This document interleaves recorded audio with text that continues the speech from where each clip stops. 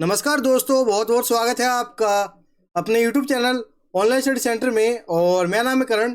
तो दोस्तों, आज के इस वीडियो में बहुत ही इंपॉर्टेंट टॉपिक अलंकार के विषय में बात करने वाले हैं। यानी अलंकार क्या होता है, ठीक है। पूरा मैं आज के इस वीडियो में आपको बिल्कुल विस्तार से बताऊंगा अलंकार क्या होता है, अलंकार के प्रकार क्या होते हैं, ठीक है। सभी आपको मैं बताऊंगा, ठीक है। यदि आपको अलंकार नहीं आता है तो आपने बिल्कुल सही वीडियो पे क्लिक किया है। आप इस वीडियो को पूरा देखिए, मेरी गारंटी है कि आपको अलंकार बहुत ही अच्छे तरीके से आ जाएगा, ठीक है। बहुत ही आसान तरीके से मैं आपको इस वीडियो में अलंकार बताने वाला हूं और इस तरीके से बताऊंगा कि आप जो है जिंदगी भर नहीं बोलोगे, ठीक है। जी हाँ दोस्तों, आप जिंदगी भर नहीं बोलोगे। इस तरीके से जो है मैं आपको अलंकार बताऊंगा बहुत ही ज्यादा इजी वे में, बहुत ही ज्यादा मजेदार तरीके से। तो चलिए शुरू करते हैं आज के इस फैंटास्टिक वीडियो को। तो देखो, सबसे पहले समझते हैं अलंकार का अर्थ। यानी अलंकार, देखो आपको समझना है अलंकार, ठीक है। अलंकार का अर्थ क्या होता है? अलंकार जो शब्द है ना, इसका अर्थ क्या होता है आप ये समझो, ठीक है। तो अलंकार का अर्थ, कई बार क्या होता है कि आपके एग्जाम में प्रश्न आ जाता है कि अलंकार का अर्थ बताइए, फिर अलंकार की परिभाषा लिखिए, ठीक है। तो देखो, अलंकार किसे कहते हैं पहले आपको ये समझना, ठीक है। मैं आपको बिल्कुल विस्तार से समझाऊंगा, बेसिक से लेकर बिल्कुल एडवांस तक, ठीक है। पूरा आपको अलंकार आ जाएगा।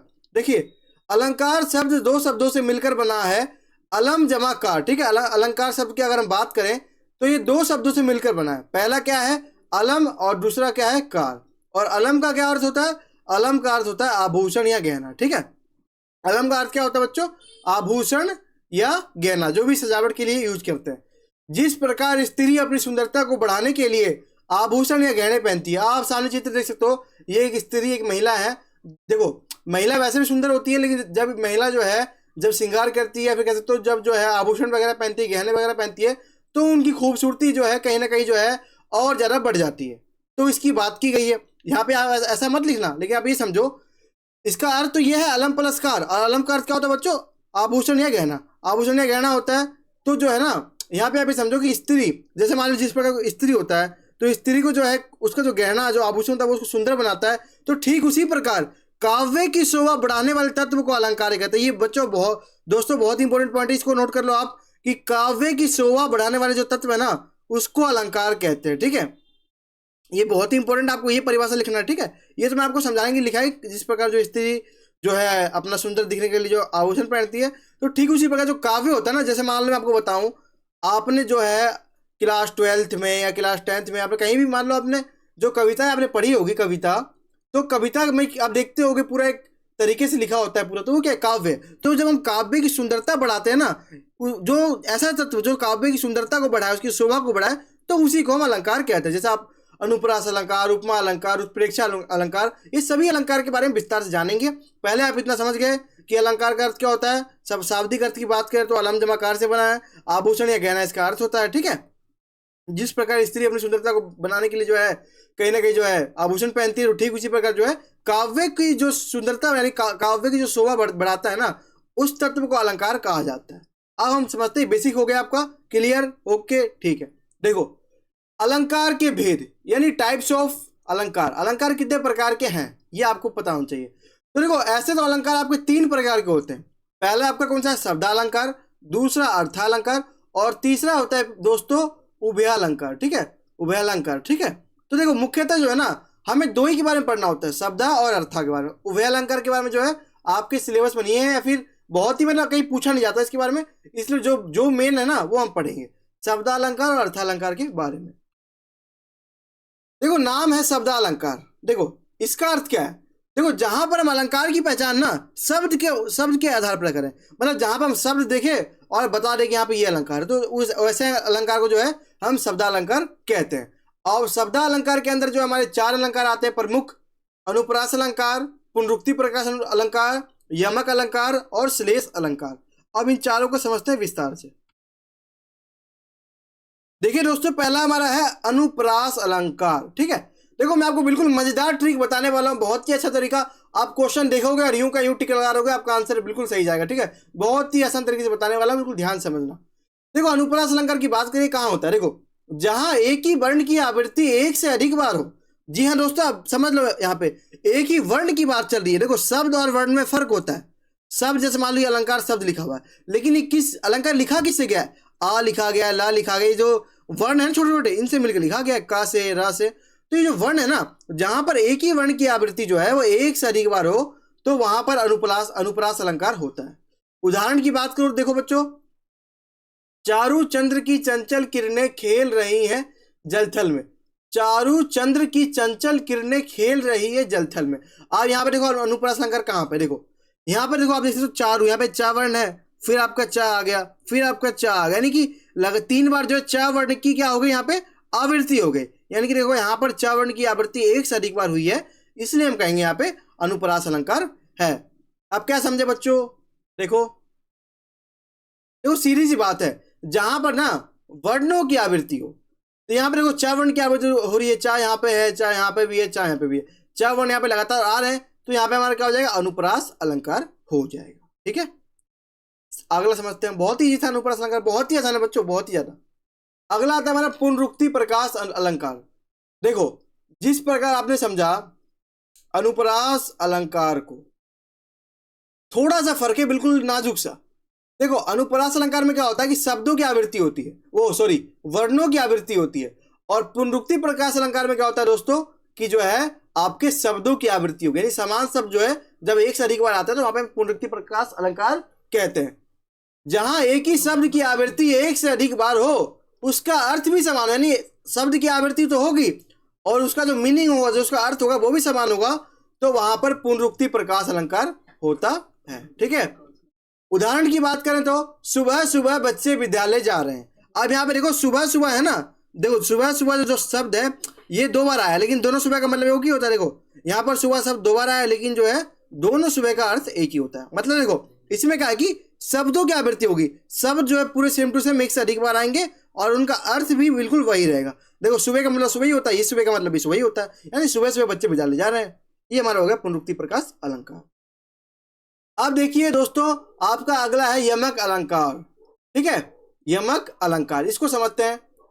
जहां पर किसी शब्द की आवृत्ति एक से अधिक बार हो परंतु उनके अर्थ अलग अलग हो, वहां पर यमक अलंकार होता है। देखो ये अलंकार हमें क्या बोलता है कि मान लो जहां पर जो है किसी शब्द की जो आवृत्ति है वो एक से ज्यादा बार हो, परंतु उनकी जितने बार भी आवृत्ति होगी ना उनका अर्थ अलग अलग हो, तो वहां पर जो है यमक अलंकार होता है। एक उदाहरण के माध्यम से बहुत ही आसान तरीके से समझते हैं। देखिए उदाहरण आपके स्क्रीन पर है, काली घटा का घमंड घटा, यानी जो काली घटा है उसका घमंड घट गया। अब यहाँ पे देखो घटा शब्द जो 2 बार आया, एक बार ये घटा ये रहा और ये घटा ये रहा, सेम टू सेम आपको दिख रहा है, लेकिन इसका अर्थ जो है अलग अलग। देखो यहाँ पर एक घटा का अर्थ क्या है, बादल। ये जो घटा ना पहला, इसका अर्थ क्या है दोस्तों, इसका अर्थ है दोस्तों बादल, और दूसरी घटा का अर्थ है दोस्तों घटना। ठीक है, घटा मतलब घटना, यानी कि देखो काली घटा यानी काले जो बादल है वो घट गए, घमंड घटा मतलब काले बादल का जो है घटना शुरू हो गया, और दूसरी घटा का अर्थ क्या है, घटना। समझ गए आप, मतलब देखो शब्द की आवृत्ति तो हुई है यहाँ पे 2 बार हुई है, लेकिन जो दोनों का अर्थ अलग अलग है। पहले घटा का अर्थ है बादल और दूसरे घटा का अर्थ है घटना। समझ गए आप, ठीक है, आगे बढ़ते हैं दोस्तों। देखो अगला आपका आता है श्लेष अलंकार। बहुत ही आसान है, ये तो बिल्कुल ईजी सा है। देखो श्लेष मतलब होता है चिपका हुआ, इसका अर्थ यही होता है, आपको समझाता हूँ। देखो श्लेष का अर्थ होता है चिपका हुआ, यानी श्लेष का अर्थ ही होता है चिपका हुआ। जहां पर किसी शब्द की आवृत्ति एक बार हो, मतलब शब्द की आवृत्ति तो एक बार होगी परंतु उसका अर्थ एक से अधिक हो, तो वहां पर श्लेष अलंकार होगा। मान लो कोई शब्द है, उसकी आवृत्ति तो एक ही बार होगी लेकिन उनका अर्थ जो है अलग अलग होगा, नहीं उस शब्द के पीछे जो है बहुत सारे अर्थ जो है छुपे होंगे या फिर चिपके होंगे। ठीक है, एक उदाहरण के माध्यम से समझते हैं बहुत ही मजेदार तरीके से। उदाहरण आपके सामने दोस्तों, सुबरन को ढूंढत फिरत कवि। देखो सुबरन को ढूंढत फिरत कवि व्यभिचारी चोर। ठीक है, ये लिखा हुआ है। तो यहाँ पे सुबरन का एक से अधिक अर्थ है, कैसे मैं आपको समझाता हूँ। देखो इसको एक बार रफ कर लेता हूँ स्लाइड पे जो लिखा हुआ है, फिर आपको समझाता हूँ। देखो सुबरन को ढूंढत फिरत कवि व्यभिचारी चोर। देखो सुबरन एक व्यक्ति है, इसको कौन ढूंढ रहा है, कौन ढूंढ फिर रहा है, इसको ढूंढ रहा है कवि ढूंढ रहा है, व्यभिचारी ढूंढ रहा है और चोर ढूंढ रहा है, यानी 3 अलग अलग लोग एक व्यक्ति सुबरन को ढूंढ रहे हैं। यानी कि देखो कवि के नजर में सुबरन का कुछ और काम होगा, व्यभिचारी के नजर में जो है सुबरन का कुछ और काम होगा, और चोर के नजर में सुबरन का कुछ और काम होगा। यानी आप देखें कि शब्द तो एक है सुबरन, लेकिन इनको जो ढूंढने वाले हैं इनके जो अर्थ है वो अलग अलग निकल रहे हैं। ठीक है, इसलिए यहाँ पे श्लेष अलंकार हो जाएगा। अब बच्चों आता है हमारा दूसरा अर्थ अलंकार। देखो आपने शब्द अलंकार में क्या पढ़ा कि जहां पर जो है अलंकार का जो अर्थ है हम शब्दों को देख करके पता लगाते हैं, उसको शब्द अलंकार कहते हैं, और अर्थालंकार में क्या है दोस्तों कि जहां पर जो है हम जो है उस मतलब जो वाक्य है, जो शब्द है, उसके अर्थ के आधार पर, मान लो कुछ वाक्य लिखा हुआ है, उसके अर्थ के आधार पर जब हम उसका पता लगाते हैं तो उसको हम कहते हैं अर्थालंकार। ठीक है, यानी कि अर्थ के आधार पर अलंकार का पता लगाना ही अर्थालंकार कहलाता है।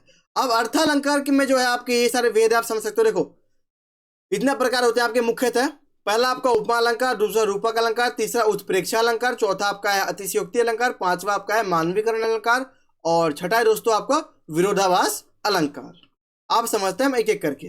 देखिए दोस्तों सबसे पहला आता है आपका इसमें उपमा अलंकार। ठीक है, उपमा मतलब आप उपमा समझाता हूं आपको। देखो क्या होता है, जहां पर सा से सी सम जैसे शब्दों का प्रयोग किया जाए वहां पर उपमा अलंकार होगा। यानी जहां पर सा से सी सम जैसे शब्दों का प्रयोग किया जाता है वहां पर उपमा अलंकार होता है। मतलब आपको सीधे देखना, जहां पे सा से सी सम जैसे शब्द का जो प्रयोग किया गया आप वहां पे उपमा सीधे लगा देना। देखो उदाहरण के माध्यम से समझते हैं। हरिपद कोमल कमल से, देखो यहाँ पे से आ गया आपका, ये उपमा अलंकार हो गया। पड़ी थी बिजली सी विकराल, यहाँ पे सी आ गए, ये भी उपमा अलंकार हो गया। अगला आपका क्या है, मुख बाल रवि सम, सम आ गए, ये भी उपमा अलंकार हो गया। लाल होकर ज्वाला सा बोधित हुआ, सा आ गया, ये भी हमारा उपमा अलंकार हो गया। समझ गए आप, मतलब जिस वाक्य में सा से सी आ जाए वहां पे आप उपमा अलंकार लगा देना। ठीक है, अब देखिए दोस्तों अगला आपका आता है रूपक अलंकार। ये क्या होता है, देखो जहां पर सिर्फ योजक चिन्ह आए और सा से सी सम ना आए तो वहां पर रूपक अलंकार होगा। देखो इसमें क्या है ना दोस्तों, ये आपका सिर्फ ये योजक चिन्ह है ना, ये आएगा, और सा से सी सम जो है ना आपने से पहले पढ़ा उपमा में वो नहीं आएगा। ठीक है, यानी योजक चिन्ह के बाद जो है आपका सा से सी सम ये ना आए, ठीक है, सिर्फ योजक चिन्ह आए तो वहां पे आपको हो जाएगा रूपक अलंकार। जैसे देखो आप उदाहरण के माध्यम से, मैया मैं तो चंद्र खिलौना ले हूं, तो यहाँ पे चंद्र खिलौना में योजक चिन्ह आया है और इसके बाद सा से सी नहीं आया है तो ये यहाँ पे माना हो जाएगा रूपक अलंकार। बहुत इजी था। अब देखिए दोस्तों हमारा अगला आता है उत्प्रेक्षा अलंकार। ये क्या होता है, देखो जहां पर मनु मानो जनो जानो जैसे शब्दों का प्रयोग किया जाए वहां पर उत्प्रेक्षा अलंकार होगा। यानी जिस वाक्य में जो है आपको मनु मानो जनो जानो शब्द का जो प्रयोग मिल जाएगा तो वहां पे आप उत्प्रेक्षा अलंकार बता देना। ठीक है, उदाहरण के माध्यम से समझते हैं दोस्तों। मानो सीता का मुख चंद्रमा के समान है, देखो यहाँ पे मानो शब्द आ गया तो हमारा क्या हो गया, उत्प्रेक्षा अलंकार। ठीक है, अब आगे समझते हैं अतिशयोक्ति अलंकार। देखो इसमें क्या होता है ना, चीजों को बहुत ही बढ़ा चढ़ा करके जो है बताया जाता है। देखो जब किसी बात का वर्णन बहुत बड़ा चढ़ाकर कर दिया जाए तब वहां पर अतिशयोक्ति अलंकार होता है। मान लो कोई बात है वो तो है चीटी सी, उसको बढ़ा चढ़ाकर हाथी जितना बता दिया जाए तो वो जो है अतिशयोक्ति अलंकार कहलाता है। उदाहरण के माध्यम से समझते, देखो आगे नदियां पड़ी अपार घोड़ा कैसे उतरे पार, राणा ने सोचा इस पार तब तक चेतक था उस पार। इसका अर्थ मैं आपको बताता हूं एक बार। देखो क्या होता है कि आगे नदियां पड़ी अपार, एक बहुत ही बड़ी नदियां सामने है, घोड़ा कैसे उतरे पार। अब नदी से जो है घोड़ा कैसे पार उतरेगा, राणा यानी जो घोड़ा का मालिक है उसने सोचा जब तक चेतक था उस पार, यानी जब तक जो राणा ने सोचा कि हम कैसे उस पार जाए तब तक उसका घोड़ा उस पर चला गया। ये तो असंभव है क्योंकि घोड़ा जो है उड़ के जा नहीं सकता। आप ही सोचो यहाँ पे बात को कितना बड़ा चढ़ बताया गया। घोड़ा जो है इतनी बड़ी और गहरी नदी में क्या आप चल के जा सकते हैं, बिल्कुल नहीं जा सकता। तो यहाँ पे बातों को बहुत ज्यादा बड़ा चढ़ा के बताया गया है। मतलब जहां पे जो आपको बहुत ही ज्यादा बात को बड़ा चढ़ा के बताएंगे ना तो वहां पे आपका अतिशयोक्ति अलंकार होगा। अब देखिए दोस्तों अगला आपका है मानवीकरण अलंकार। देखो ये बहुत ईजी है। जब प्राकृतिक चीजों में मानवीय भावनाओं को थोपा जाए तो वहां पे मानवीकरण अलंकार होता है। मान लो कोई प्राकृतिक चीज है उस पर जब हम मानवीय भावना को थोपते हैं, मतलब मानवीय भावना से उसको दर्शाते हैं तो उसको हम कहते हैं मानवीकरण अलंकार। उदाहरण के माध्यम से आपको समझाता हूं। देखो फूल हंसे कलियां मुस्कुराए। आप ही बताओ क्या फूल कभी हंस सकते हैं, नहीं हंस सकते। लेकिन जो है ना इंसान की भावना को यहाँ पे दिखाया गया कि फूल हंसे और कलियां मुस्कुराए, तो यहाँ पे क्या हो गया, हमारा मानवीकरण अलंकार हो गया। मतलब जहां पे जो मानव की भावना दिखी है, जैसे फूल हंसे, फूल हंस नहीं सकते, कलियां मुस्कुरा नहीं सकती, मतलब जहां पे मानव की जो भावना होती है ना उसके बारे में बात हो जाएगी तो हमें मानवीकरण अलंकार हो जाएगा। अब है दोस्तों आपका आखिरी विरोधाभास अलंकार। देखो इसमें क्या होता है, विरोध होता है। जहां पर दो विरोधी चीजों को एक साथ दिखाया जाए, मतलब जो दो विरोधी चीजें ना उनको जब हम एक साथ दिखाते हैं तो वहां पर विरोधाभास अलंकार होता है। उदाहरण के माध्यम से समझते हैं। देखो सुलगी अनुराग की आग वहां जल से भरपूर तड़ाक जहां, मतलब यहाँ पे देखो तड़ाक का मतलब होता है तालाब। ठीक है, तालाब होता है तड़ाक का मतलब।